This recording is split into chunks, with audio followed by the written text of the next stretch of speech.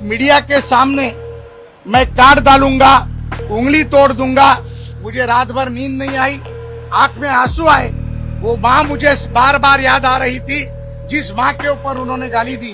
वो भाषा हम भी कर सकते हैं। हम भी उस परेल लालबाग में जन्म लिए हैं जहां पर शिवसेना का जन्म हुआ। विधान परिषद में राहुल गांधी के वक्तव्य के ऊपर मैंने जब उनके खिलाफ, उनके निषेध के लिए सभागृह में जब मैंने बात रखी, तो सम्माननीय विरोधी पक्ष नेता महाविकास आघाड़ी के अन्बादास दानवे जी ने जिस तरीके से अवाच्य भाषा में गाली देने का काम किया, सभागृह में गैरवर्तन किया, और उस गैरवर्तन के माध्यम से जो मेरी माता 25 साल पहले कैंसर से, दुर्गम आजार से जिसकी देहांत हुआ था, उस माँ को गाली देने का काम किया, मेरी बहन को गाली देने का काम किया। मैं उसका निषेध करता हूं। उसके बावजूद यहां आकर मीडिया के सामने मैं काट डालूंगा, उंगली तोड़ दूंगा, 75 दंगलों में मेरा सहभाग था, मैं गुंडा हूं, इस तरीके की भाषा करने का काम जिस अंबादास दानवे ने किया, मैं माननीय उद्धव ठाकरे जी को पूछना चाहता हूं। कैलाशवासी शिवसेना प्रमुख की पत्नी जी ने ये महाराष्ट्र मातोश्री कहती है, जिस माँ के लाल उद्धव जी है, एक विधायक की माँ को गाली देने के बाद क्या उद्धव जी उस नेता को जवाब पूछने वाले हैं? क्या वो भी उनका समर्थन करेंगे?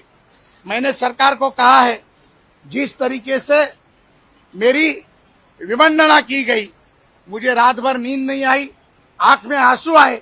वो माँ मुझे बार बार याद आ रही थी, जिस माँ के ऊपर उन्होंने गाली दी, और उसका दुख आज भी मेरे मन में है। और मैं सरकार से विनती किया हूं कि इसके लिए विरोधी पक्ष नेता को सजा दी जाए, उनका राजीनामा लिया जाए, उनका निलंबन किया जाए, और उन्हें जवाब पूछा जाए कि ये उन्होंने क्यों किया। जिस तरीके की भाषा उन्होंने की, वो भाषा हम भी कर सकते हैं। हम भी उस परेल लालबाग में जन्म लिए हैं जहां पर शिवसेना का जन्म हुआ, जहां पर हिंदुत्व का जन्म हुआ, और हम भी वो भाषा जानते हैं, हम भी वो तरीका जानते हैं। लेकिन संस्कृति के कारण, माता पिता के संस्कारों के कारण ये भाषा हम करना नहीं चाहते। मैं सरकार से विनती की है।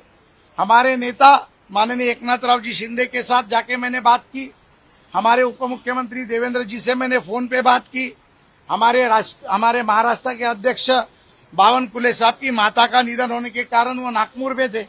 मैंने उनको भी कहा गया है कि मुझे न्याय चाहिए, और मुझे अकेले को न्याय नहीं चाहिए, इस सभागृह को न्याय चाहिए। और जो मेरी माता 25 साल पहले देहांत हुई थी, उसे न्याय देने के लिए मैंने सरकार से गुहार की है। धन्यवाद।